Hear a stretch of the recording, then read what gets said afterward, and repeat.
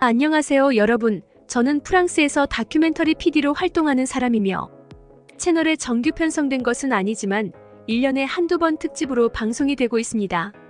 한 편의 다큐멘터리를 찍기 위해 수많은 사람이 굉장히 긴 시간 동안 노력한다는 것을 여러분이 알아주셨으면 좋겠어요. 제가 이번에 준비하고 있는 것은 한국에 대한 것입니다. 자연이나 정치, 과학 같은 것들을 다큐멘터리로 제작하기도 하지만 그 시대 사람들의 궁금증이나 최대 관심사에 대해 제작하기도 합니다. 같이 다큐멘터리를 제작하는 동료들도 그렇고 또 꽤 많은 사람들이 한국에 대한 영상을 촬영해달라고 하더군요.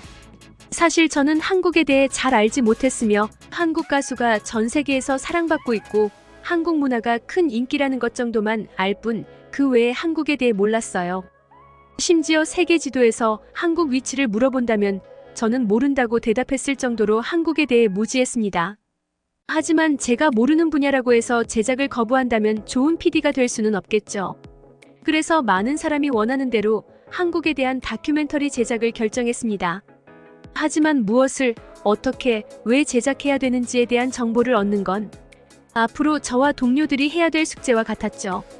한국 음악에 대해서는 이미 다른 방송사에서도 했을 것이고 다른 한국 문화 역시도 이미 알 사람들은 알고 있을 거라 생각해 조금 더 깊숙이 파고들어야 되겠다고 마음먹었습니다. 그래서 약간의 사전조사만 하고 바로 한국으로 답사를 떠났습니다. 저는 전 세계 많은 나라를 돌아다니며 다큐멘터리를 제작한 경험이 있는데 한국도 다른 아시아와 크게 다르지 않을 거라 생각했습니다. 제가 갔던 아시아 나라들은 프랑스와 비교하면 좀 가난하고 수도나 일부 도시를 벗어나면 도로도 잘 정비되어 있지 않으며 치안이 불안했습니다. 실제로 영상 촬영을 위해 돌아다니다 보면 위험하니 밤에는 절대 호텔 밖으로 나오지 말라고 당부하더군요. 유일하게 일본만큼은 치안도 좋고 도시를 벗어나 시골도 도로가 잘 정비되어 있던 나라였으나 아시아에서 가장 부유한 나라이며 유일하다 생각했습니다. 일본의 경제를 뛰어넘었다는 중국에 가본 적도 있으나 일본만큼 잘 정비되어 있지 않았거든요. 중국도 그런데 다른 아시아 나라들은 안 봐도 뻔했죠. 그래서 한국도 인프라가 잘 갖춰지지 않았을 거라 생각했습니다. 하지만 제 생각은 공항에서부터 완전히 깨져버렸는데요. 저는 3명의 사람과 함께 소수로 한국에 입국했습니다. 정식으로 촬영하는 것이 아니고 답사이기에 최대한 일 잘하는 사람들을 데리고 왔는데 일반적으로는 작가를 사전 답사 보내지만 저는 웬만하면 제가 직접 가서 두 눈으로 확인합니다. 왜냐하면 작가들이 놓치는 것을 제가 발견할 수 있고 제가 원하는 그림을 더욱 자세하게 그려낼 수 있기 때문이죠. 그런데 공항에서 제 짐이 사라지는 일이 발생했습니다. 부끄럽게도 어디서 언제 잃어버렸는지 모를 정도로 언제부터 짐이 없던 건지 의식하지 못했는데 왔던 길을 되돌아가기에는 인천공항은 너무 컸으며 또 많은 사람들이 있었기에 복잡했습니다. 보통은 공항에서 짐이 아직 도착하지 않는 경우가 많지만 분명 저는 짐을 받았고 갖고 다닌 기억이 있었죠. 그래서 제 실수로 짐을 어딘가에 뒀다는 결론을 도출했고 누군가 훔쳐갔을 수도 있겠구나 라는 아찔한 생각도 들었습니다. 그 짐에는 굉장히 비싼 것들과 제가 한국에서 해야 될 것에 대한 내용이 적힌 노트가 있었거든요. 그래서 저는 바로 인천공항 관계자에게 달려가 짐을 잃어버렸고 캐리어는 어떻게 생겼는지에 대해 말했습니다. 그러자 그는 어디서 잃어버렸는지 물었고 저는 슬프게도 어디서 잃어버린 건지 모르겠다고 말했죠. 사실 이런 상황에서 그가 해줄 수 있는 것은 많지 않다고 판단했기에 이미 누가 훔쳐갔을 거라 생각했습니다. 특히나 영국 같은 선진국도 아닌 한국 같은 아시아 나라에서는 더더욱 잃어버린 물건이 주인에게 돌아올 수 있는 일은 희박하다고 믿었죠. 특히나 공항 같은 도둑이 많은 곳에서는 더더욱 말입니다. 그는 무전기에 한국어로 무슨 말을 한 뒤 저에게 왔던 길을 같이 되돌아가보자 말했습니다. 사실 어느 공항이든 잃어버린 물건을 찾아주기 위해 직접 같이 돌아다녀주는 곳은 없습니다. 하지만 그는 친절하게도 먼저 이런 제안을 해줬고 저는 그와 함께 왔던 곳을 되돌아갔죠. 하지만 이미 시간이 꽤 흘렀기에 짐이 있을 리는 없으니 빠르게 CCTV를 확인하거나 공항 출구에서 대기하며 제 캐리어와 비슷한 캐리어를 들고 가는 사람을 검사해주길 바랐습니다. 만약 프랑스였다면 이런 요구를 했을 테지만 인프라가 전무한 한국에서는 그저 몸으로 직접 뛰는 게 전부겠구나 싶더군요.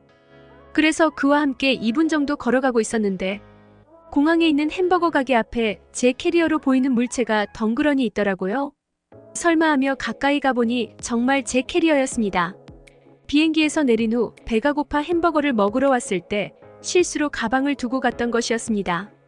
그런데 놀랍게도 적어도 20분 이상이 흘렀는데 아무도 훔쳐가지 않고 그대로 있다는 게 믿기지가 않았어요. 그래서 같이 걸으며 찾아준 공항 직원에게 어떻게 아무도 훔쳐가지 않을 수 있냐 물었더니 한국인들은 남의 물건을 잘 가져가지 않습니다. 그럼 한국에서 좋은 시간 보내세요라는 말을 남기고 왔던 길을 되돌아가더라고요. 친절하고 또 멋진 사람이며 한국인의 시민의식이 이렇게까지 좋은 것인가? 라는 의문이 들었습니다. 저는 여러 나라를 다니며 꽤 많은 물건들을 잃어버렸거든요. 사실 제가 잃어버린 것도 있지만 대부분은 누군가 훔쳐갔던 것인데 한국에 처음 도착하자마자 이런 놀라운 일을 겪고 나니 궁금증이 생길 수밖에 없었습니다. 이게 과연 우연일까? 아니면 정말 공항 직원의 말처럼 한국인의 시민의식이 좋은 걸까? 이 질문에 대해 다큐멘터리로 만들 수도 있지 않을까? 라는 생각까지 연결됐고 이에 대해 조금 더 알아보기로 결정했습니다. 만약 작가만 사전 답사 보냈다면 이런 의문을 제가 알 수 없었겠죠. 이래서 제가 촬영 전에 직접 답사를 떠나는 것입니다. 저는 먼저 공항에서 숙소까지 택시를 타고 왔고 일부러 택시에 지갑을 떨어뜨렸습니다. 당연히 안에는 약간의 한국 돈과 저의 전화번호를 같이 넣어놨는데요. 설마 이 지갑이 내게 다시 돌아올 수 있을까라는 약간의 기대를 했습니다. 만약 프랑스였다면 100번을 실험해도 단 한 번을 제게 돌아오지 않았을 테니까요. 그렇게 택시에서 내렸던 장소를 벗어나지 않고 기다리고 있었는데 약 20분 정도가 흐르니 모르는 사람에게 전화가 걸려왔습니다. 설마 택시기사는 아니겠지, 혹은 택시에 탔던 손님은 아니겠지 라는 마음으로 전화를 받았더니 제 의문을 해결해주는 목소리가 들려왔습니다. 핸드폰 너머에서 들려온 목소리는 다름 아닌 택시기사였는데요. 제가 떨어뜨린 지갑을 손님이 발견했다며 우체통에 넣으려다가 제가 외국인이라는 게 기억나? 혹시라도 지갑을 받기 전에 한국을 벗어나면 어쩌나 싶어 지갑을 열었더니 마침 전화번호가 있어 전화를 했다고 하더군요. 제가 가장 원했지만 가능성은 희박했던 그 상황이 벌어진 것입니다. 그래서 저는 아까 내렸던 곳에 서 있는데 거기서 여기까지 이동하는 택시비는 줄 테니 지갑을 가져다 줄 수 없냐? 물었더니 흔쾌히 알겠다며 조금만 기다려달라 하더군요. 저는 그와의 전화를 끊고 엄청난 희열을 느꼈습니다. 이 소재로 다큐멘터리를 제작하면 큰 관심을 받을 수 있겠다는 생각이 들었기 때문인데요. 하지만 아직 안심할 수 없었던 게 지갑에 넣어둔 돈이 과연 그대로 있는가를 확인하지 않았기 때문입니다. 그래서 설레임과 두려움, 기대를 안고 그가 오기만을 기다리고 있었는데 정말 약간의 시간이 지나자 그의 택시가 보였고 점점 제 앞으로 올 때마다 심장이 빠르게 뛰었습니다. 그리고 택시 문을 열며 지갑을 받았고 안을 확인해 보니 놀랍게도 그대로 있더군요. 택시에 두고 내린 지갑이 온전하게, 심지어 손님이 먼저 확인해 택시기사에게 맡겼다는 것도 너무 큰 충격으로 다가왔습니다.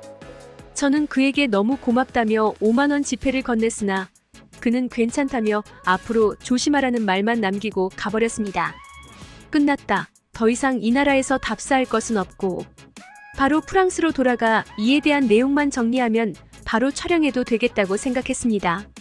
하지만 그렇다고 바로 프랑스로 돌아가기에는 뭔가 굉장히 아쉬웠고 원래 계획했던 한국에만 있는 동식물을 조사하고 아시아 최대 철새떼의 이동을 직접 두 눈으로 보고 가고 싶었습니다.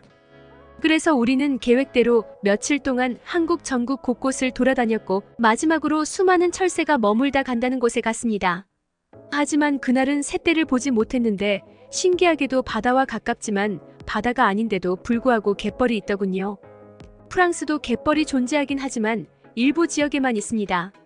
하지만 제가 원했던 것은 새떼를 보는 것이지 갯벌은 아니었기에 그 다음날도 계속해서 새를 기다렸는데요. 슬프게도 제가 기간을 잘못 잡은 것인지 아시아 최대 규모라는 한국 철새의 이동을 직접 보지 못하고 프랑스로 돌아갈 것 같은 안 좋은 예감이 들었죠. 그리고 이것은 실제로 프랑스로 돌아가기 전날 오전까지 새떼를 보지 못했습니다. 그래도 한국 시민의식에 대한 다큐멘터리는 꽤 많은 관심을 받을 수 있는 주제라 생각했기에 아쉬워하지 말고 프랑스로 돌아가자며 일단 숙소로 돌아가기 위해 짐을 싸고 있었는데 그때 어디서 들리는지 모를 정도로 아주 큰 새소리가 들려왔습니다. 옆에 있던 동료가 갑자기 하늘을 가리키며 보라고 하길래 그곳을 봤더니 하늘을 검게 뒤엎을 정도로 많은 새가 하늘을 날고 있더군요. 정말 어느 나라에서도 볼 수 없었던 장관이었는데 적어도 수만 마리 정도 되는 새들이 마치 한 마리의 거대한 피닉스처럼 하늘을 날고 있었습니다. 옛날 한국에서 살았던 사람들은 이 장면을 보면 마치 재앙이 발생하거나 아니면 신이 강림한다고 착각할 수도 있을 정도로 압도적인 장면이었습니다. 그래도 한국을 떠나기 전에 이 모습을 볼 수 있었다는 게 정말 큰 행운이라 생각했는데 한편으론 고민이 많아졌습니다.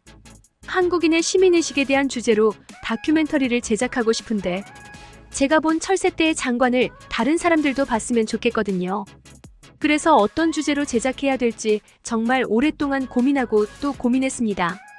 그리고 저는 결론을 내렸는데 제 결론은 나중에 방송으로 확인해 주시길 바라며 저처럼 한국을 잘 모르는 사람들이 프랑스만큼이나 발달한 도시 그리고 좋은 사람들이 많다는 사실을 알았으면 좋겠습니다.